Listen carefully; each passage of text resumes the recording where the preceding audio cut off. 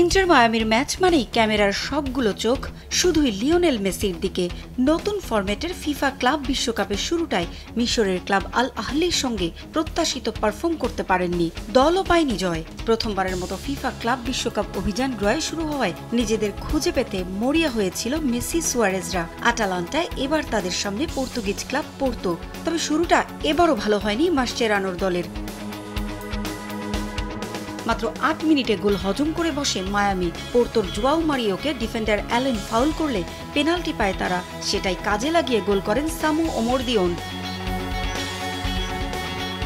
গোল হজম করেই শোধের ভালো সুযোগ পেয়েছিলেন মেসি, তবে গোলরক্ষককে একা পেলেও তার সমর্থকদের উৎসবের উপলক্ষ তৈরি করতে পারেনি। প্রথমার্ধের শেষটায় মায়ামির দুর্গ কাঁপিয়ে দিয়েছিলেন অ্যালান ভারেলা, তবে পোস্টে লেগে ফিরে আসে তার শট। অবশেষে ৪৭ মিনিটে হাসি ফোটে মায়ামির সমর্থকদের মুখে, চমৎকার গোল করেন সেগোভিয়া।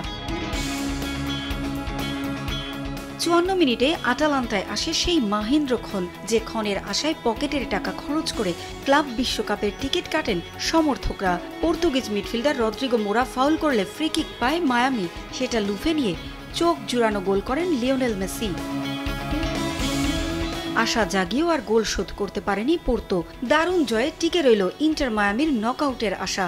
আগামী মঙ্গলবার গ্রুপের শেষ ম্যাচে তাদের প্রতিপক্ষ পালমেইরাস। মেসির উৎসবের রাতে সমর্থকদের হতাশ করেছে তার সাবেক ক্লাব পিএসজি। গত ৩১ মে অ্যালিয়াঞ্জ অ্যারেনা থেকে চ্যাম্পিয়ন্স লিগ জয় করে আসা দলটা ফিফা ক্লাব বিশ্বকাপও শুরু করে দাপটের সঙ্গে। অ্যাটলেটিকো মাদ্রিদকে বিধ্বস্ত করা প্যারিসিয়ানদের দ্বিতীয় ম্যাচে খুঁজেই পাওয়া যায়নি। রোজ বলে উল্টো তাদের শাসন করেছে ব্রাজিলিয়ান ক্লাব বোতাফোগো। ৩৬ মিনিটে জেসুসের গোলে লিড নেয় তারা। এরপর মার্কিনিয়সরা শত চেষ্টা করেও পারেননি কোনো প্রতিরোধ গড়তে। বেদনার রঙে নীল হয়ে রোজ বল ছাড়তে হয় ট্রেবল জয়ী পিএসজিকে। পারভিন আক্তার, সময় সংবাদ।